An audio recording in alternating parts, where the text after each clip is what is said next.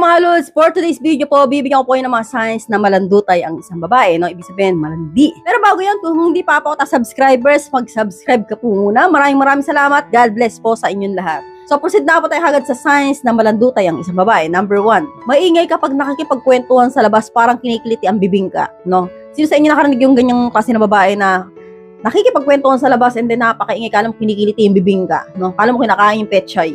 So, parang ganun yung datingan ng may pagkwentuhan sa labas, dinig na dinig sa buong barangay ninyo, no? Napakaingay na mahilig gumalinghing, no? So, kapag po ganyan ng babae, signs po yan na malandutay siya. Take note na kailangan po itong signs lahat na nababanggitin ko ay makita nyo sa kanya para talaga masabi ninyo na malandutay ang isang babae. Kailangan lahat ng signs na mababanggit ko, makikita mo sa kanya, hindi lang isa. So, proceed na po tayo agad sa number 2. Mahilig dumikit sa mga lalaki, no? Sila po yung tipo ng mga babae na kapag dating po sa labas, o kaya kainuman, o kaya kainan, eh, lagi nakadikit ang braso sa braso ng lalaki. Yung talagang, alam mo, lagi nakadikit. Lagi nakabuntot sa lalaki.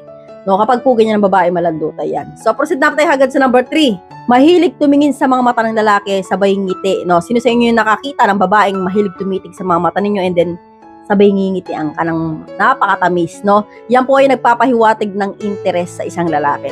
So, kapag ganyan ang babae, alam nyo na. So, proceed na tayo agad sa number 4. Nakikipag-inuman sa mga lalaki at nakikitulog sa bahay ng lalaki, no? Alam niyo, Lods, no, ang mga babae, makikipag-inuman yan sa lalaki and then maglalasing-lasingan o lasing na, makikitulog na doon. So, kapag po yan ay gawain ng isang babae, Lods, malandutay yan. Kasi po, hindi po yan normal.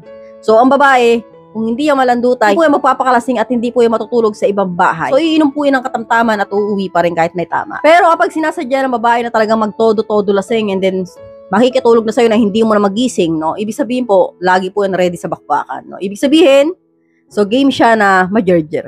So, alam niyo na. So, hanggang dito na lang po tayo mga Lods. I hope you learned something in this video. More videos to come. So, stay connected and see you again to my next video. God bless. Bye-bye!